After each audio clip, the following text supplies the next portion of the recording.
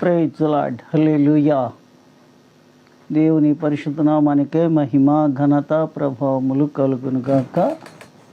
ప్రియమైన దేవుని బిడ్డలారా, మన ప్రభువును రక్షకుడైన యేసుక్రీస్తు వారి శుభనామములో మీ అందరికి వందనాలు చెల్లిస్తూ ఉన్నాను. ఈ సమయంలో ప్రియ దేవుని బిడ్డలారా, పరిశుద్ధ గ్రంథంలో నుండి యూదా పత్రిక 17వ వచనము నుండి కొన్ని మాటలు మనము జ్ఞాపకం చేసుకుందాం. అయితే ప్రియులారా, అంత్యకాలమందు తమ భక్తిహీనమైన దురాశల చొప్పున నడుచు పరిహాసకులు ఉందురని మన ప్రభు అయిన యేసుక్రీస్తు అపోస్తలు పూర్వమందు మీతో చెప్పిన మాటలు జ్ఞాపకం చేసుకునండి. అటివారు ప్రకృతి సంబంధులను ఆత్మలేని వారిని అయ్యుండి భేదములు కలుగజేయుచున్నారు. ప్రియులారా, మీరు విశ్వసించు అతి పరిశుద్ధమైన దాని మీద మిమ్మల్ని మీరు కట్టుకొనొచ్చు, పరిశుద్ధాత్మలో ప్రార్థన చేయొచ్చు. నిత్య జీవాత్మైన మన ప్రభువు యేసుక్రీస్తు కనికరము కొరకు కనిపెట్టుచు దేవుని ప్రేమలో నిలిచినట్లు కాచుకొని ఉండుడి. దేవుని పరిశుద్ధ నామానికే మహిమ కలుగును గాక. ప్రియమైన దేవుని బిడ్డలారా, ఈ భాగాన్ని మనం చదివినప్పుడు అంత్యకాలములో అపహాసకుల కొరకు అనేకమైనటువంటి విభేదాలు కలిగించేటటువంటి వారి కొరకు వ్రాయబడినటువంటిదిగా మనం చూస్తూ ఉన్నాం. చూడండి, క్రైస్తవ్యములో విభేదాలకు తావులేదు. క్రైస్తవ్యములో రకరకాలైనటువంటి భిన్నమైనటువంటి వాదనలకు తావులేదు. ప్రభువును మన రక్షకుడైన యేసుక్రీస్తు వారు విభేదాలకు దూరంగా ఉండమని చెప్తున్నటువంటి అనుభవాలు మనం జ్ఞాపకం చేసుకోవాలి. ఎందుకంటే భక్తిహీనమైన దురాశల చెప్పున మన నడుచు పరిహాసకులు ఉందరని పరిహాసం, ఎగతాళి చేయటం. భక్తి ఉండదు, ప్రార్థన ఉండదు, దేవుని భయం ఉండదు, పెద్దల భయం ఉండదు, ఒక గౌరవప్రదమైనటువంటి స్థితి వారిలో కనబడదు. దేవునిలో ఏ విధంగా ఉండాలనేటువంటి విషయాన్ని కూడా వారికి తెలియకుండా దురాశలకు ఏడవబడి దేవుని యొక్క ప్రేమను, దేవుని యొక్క సన్నిధిని, దేవుని వాక్యానికి కూడా పెడగా బోధిస్తూ ఫలానా వాక్యం ఇట్లా ఉంది, ఫలానా వాక్యం అట్లా ఉంది. వాక్యం ఎట్లాగైనా ఉంటుంది, కానీ మనము ప్రభువులో ఉన్నామా లేదా, మనము పరిశుద్ధాత్మతో నడిపించబడుతున్నామా లేదా,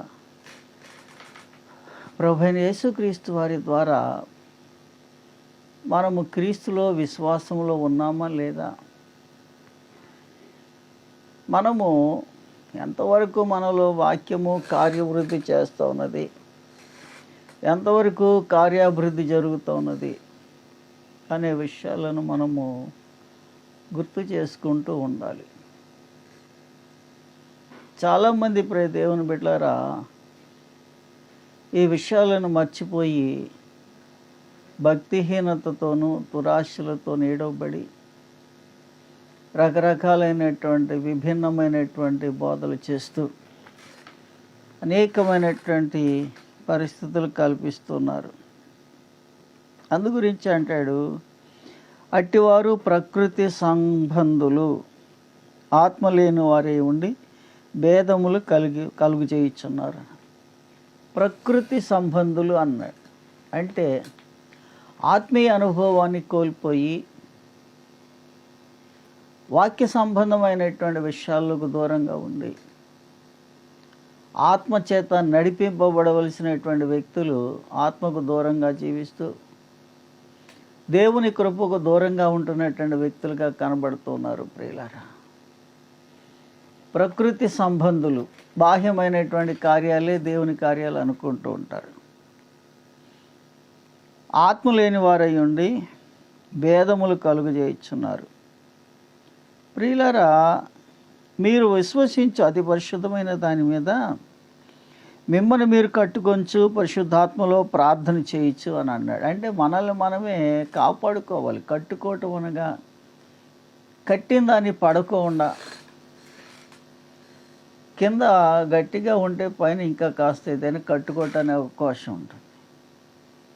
కానీ ప్రకృతి సంబంధులైనటువంటి వారు ప్రియులారా దేవుని వాక్యం చేత కట్టబడరు, ప్రార్థన చేత కట్టబడరు. ఈ విధంగా మనం చూసినట్లయితే అనేకమైనటువంటి విషయాల్లో ప్రియులారా వాళ్ళు దేవుని ప్రేమలో నిలిచినట్లు మనం కాచుకోవాలి, జాగ్రత్త పడాలి. అతి పరిశుద్ధమైన దాని మీద మిమ్మల్ని మీరు కట్టుకొనొచ్చు. ప్రియులారా, చాలా జాగ్రత్తగా మనం గమనిస్తే మనల్ని మనమే ఈ కడవరి దినాలలో కాపాడుకుంటూ దేవుని కృపలో నింపబడిన వారమై దేవుని కృపలో ముందుకు సాగాలి. అటువంటి దేవుని మనము కలిగి ఉన్నాం. యేసుక్రీస్తు వారి యొక్క రాకడ కొరకు, ఆయన రాకడలో ఎత్తబడేటువంటి గుంపులో ఉండాలనేటువంటి ఆ ప్రేమతో మనము ముందుకు సాగాలని ప్రభుపేట మనవి చేస్తూ ప్రార్థనలోను, వాక్యంలోను, సన్నిధిలోను, దేవుని సహవాసంలోను, సంఘములోను దేవుని ప్రజలతో మమేకమయ్యి